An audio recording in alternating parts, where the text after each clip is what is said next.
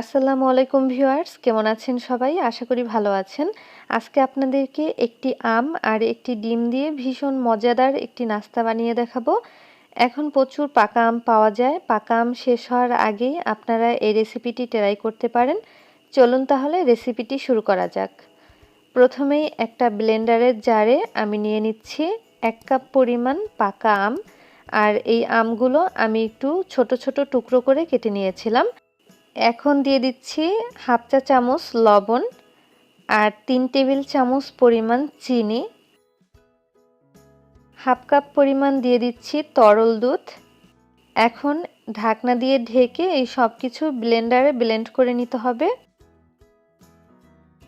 এখন আমটা ভালো মতো ব্লেন্ড করে নিচ্ছি। আর আমি যেহেতু আমগুলো একটু ছোট ছোট টুকরো করে কেটে নিয়েছিলাম, তাই ব্লেন্ড করতে সুবিধা হবে। ব্লেন্ড করা হয়ে গেছে। এখন আমি ঢাকনাটা তুলে নিচ্ছি। আর এর ভিতরে আমি দিয়ে দিব 2 টেবিল চামচ পরিমাণ তেল,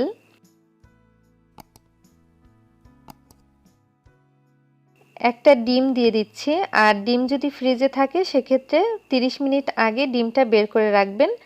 এখন আবার ঢাকনা দিয়ে ঢেকে দিব। এরপর আবার এই সব কিছু ব্লেন্ড করে নিতে হবে।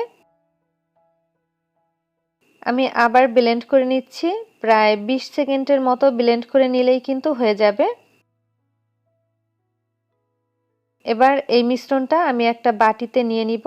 আমি আপনাদেরকে একটু দেখিয়ে দিচ্ছি কেমন হয়েছে। মিশ্রণটা কিন্তু ঠিক এরকম হবে।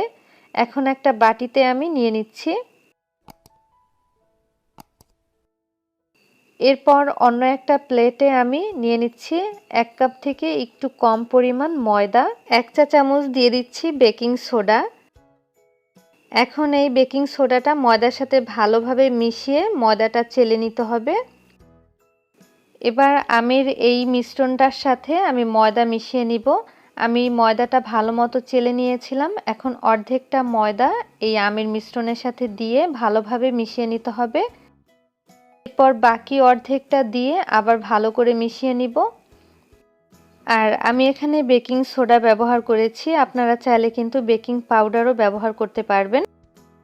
এখন এই ব্যাটারটা কিন্তু পুরোপুরি হয়ে গেছে। তবে আপনাদের যদি মনে হয় ব্যাটারটা অনেকটা ঘন, সেক্ষেত্রে আপনারা কিন্তু আরেকটু তরল দুধ দিয়ে এরপরে লিকুইড করে নিতে পারেন।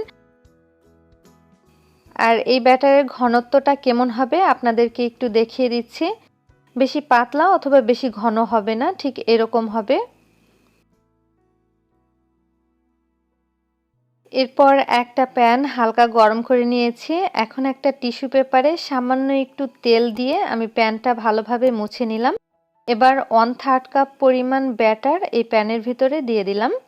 ব্যাটারটা দেওয়া হয়ে গেলে প্যানের হাতলটা ধরে একটু ঘুরিয়ে আমি এই প্যানকেকটাকে গোল করে নিব। ঠিক এরকম গোল করে নিতে হবে। আর চুলার আঁচটা লোতে রেখে এই প্যানকেকটা কিন্তু ভাজতে হবে। যখন দেখবেন এই প্যানকেকের ওপরে একটু এরকম বুটবুটের সৃষ্টি হয়েছে, ঠিক তখন প্যানকেকটা উল্টিয়ে দিতে হবে। আমি প্যানকেকটা উল্টে দিচ্ছি। একটু সাবধানে উল্টে দিতে হবে। দেখুন প্যানকেকের কালারটা কিন্তু চেঞ্জ হয়ে গেছে। আর সবগুলো প্যানকেক যেন একই সাইজের হয়, সেজন্য আমি মেজারমেন্ট কাপের 1/3 কাপ দিয়ে ব্যাটারটা মেপে এরপরে দিয়েছি। দুই সাইডটাই খুব সুন্দর করে ভেজে নিতে হবে। প্যানকেকটা আমার ভাজা হয়ে গেছে। আমি এবার এই প্যানকেকটা তুলে নিচ্ছি আর বাকি সবগুলো একইভাবে ভেজে নিব। আমি সবগুলো প্যানকেক একইভাবে ভেজে নিয়েছি।